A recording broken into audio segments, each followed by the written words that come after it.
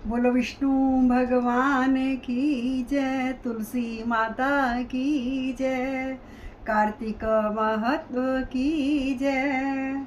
ओम नमो भगवते वासुदेवाय।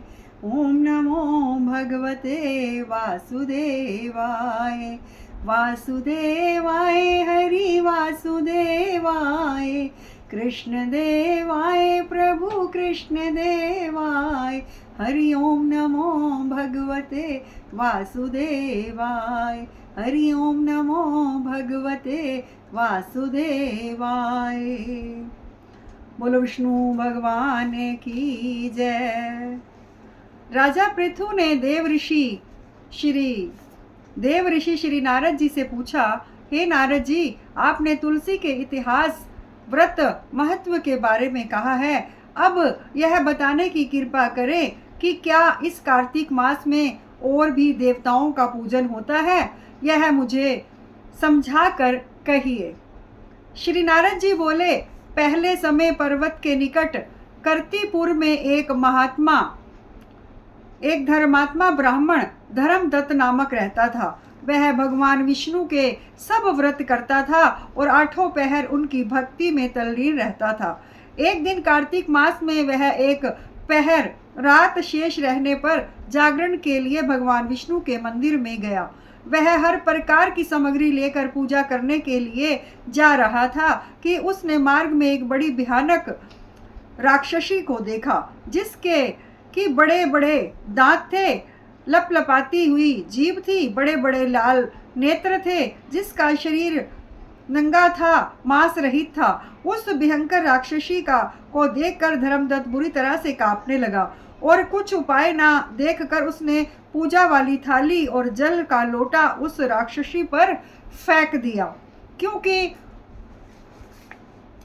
उसने भगवद नाम का जप करते हुए वह सामग्री और जल का लोटा, जिसमें कि तुलसी दल पड़ा हुआ था, उसको मारा था। इससे उसके जन्म जन्मांतर के पाप नष्ट हो गए और उसे अपना पूर्व जन्म सिमरण हो आया। वह हाथ जोड़कर धर्मदत्त के चरणों में गिर पड़ी और उससे कहा, हे विप्रे, मैं पर पूर्व जन्म के कर्मों के फल से इस अवस्था को प्राप्त हुई थी। नारद जी ने कहा, हे राजन, उसको इस प्रकार प्रणाम करते देखकर अति विस्मित होकर धर्मदत्त ने पूछा, तेरी यह अवस्था किस कर्म से के फल से हुई थी? तू पूर्व जन्म में कहाँ रहती थी और तेरा कैसा चरित्र था? यह सब कुछ तू मुझे बता। उस राक्षसी ने जिसका नाम कलहा था, उसने कहा, हे ब्राह्मण, सौराष्ट्र में भिक्षुक नामक एक ब्राह्मण रहता था। मैं उसकी पत्नी थी। मेरा स्वभाव बड़ा ही निष्ठुर था। मैंने अपने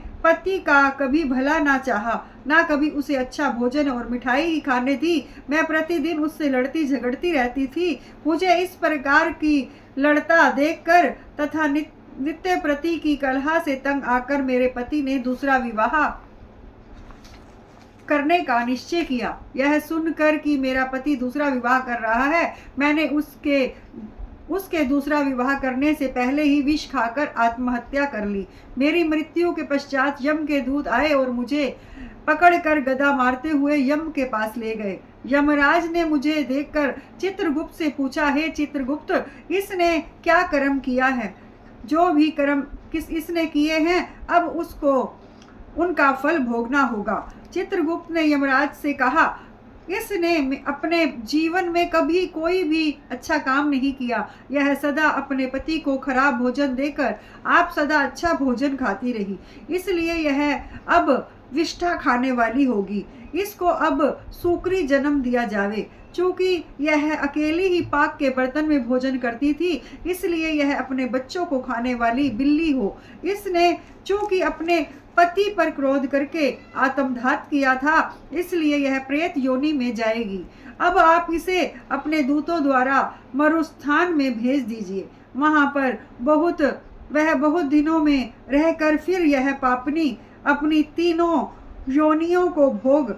हे विप्रे, मैं 500 वर्षों से प्रेत योनि में हूँ। और भूख प्यास के कारण नित्य दुखी रहती हूँ कि एक दिन भूख से तंग आकर मैं एक वैश्य के शरीर में प्रविष्ट हो गई और उसके शरीर द्वारा मैं कृष्ण और वेणी के संगम पर इस देश में आ पहुंची। मैं उस वैश्य के शरीर में रहती थी कि एक दिन भगवान शंकर व विष्णु भगवान ने मुझको उसके शरीर से बाहर निकाल दिया। फिर मुझे आप दिखाई दिए। आपके लोटे में से तुलसी जल का एक छींटा मेरे ऊपर पड़ा, जिससे कि मेरे सब पाप नष्ट हो गए। हे द्विजोतम, अब आप मुझे यह बतलाइए कि आगे होने वाली तीनों योनियों और इस प्रेत देह से मेरी मुक्ति किस तरह से होगी।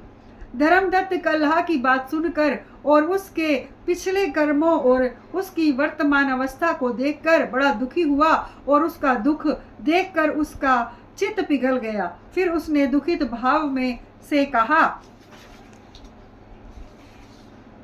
भज मन नारायण नारायण नारायण, लक्ष्मी नारायण नारायण नारायण, भज मन नारायण नारायण नारायण, अंग संग नारायण नारायण नारायण, भज मन नारायण नारायण नारायण।